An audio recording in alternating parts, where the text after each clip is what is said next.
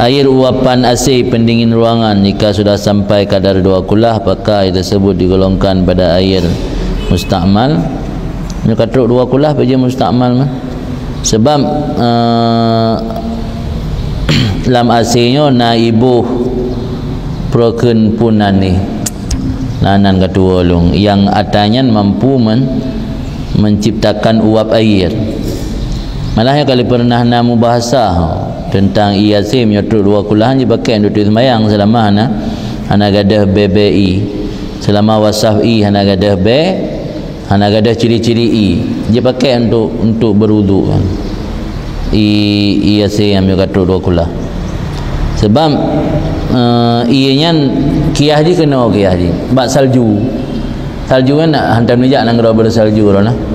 Saljunya kan dari hanada punanya mesti watai tinggi salju nya mejanya yang kosong itu punuh jut lagi bate no youtuber itu bancai dia ke ialah nya ian panek hana sumber sebab sumber ianya di na dalam udara, sumber i kelam tanah tok na dalam udara kena i deman mana beri kadar air je rendah de kam tahu dia lagi dalam salju kam tahu le je.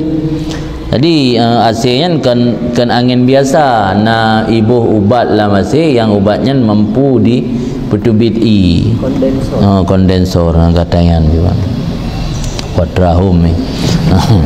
Jadi IAC-nya hana benaji IAC dan menyotruk 2 kulah menyotrukedi ianya hana pernah terpakai hal lain karena makna mustakmalnya terpakai untuk tarah atau wajib.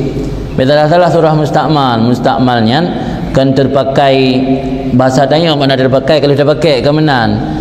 Misalnya I atau ember.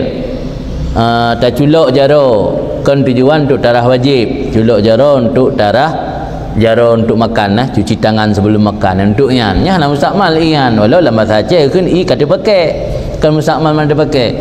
Makna mustakmal I yang kata pakai untuk tarah atau wajib. Tarah wajib rah muka yang waktu wudu, rah jaro, rah ulai dan rah kaki yang rah untuk wajib. Tu mana junub rah wajib. Jadi I yang dipakai untuk rah wajib, yang I yang untuk 2 kulahnya yang mustakmal.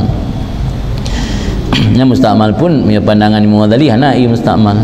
Khilaf ulama je tentang I mustakmal. Mayoritas ulama mustakmal punya pandangan Imam Ghazali hana mustakmal.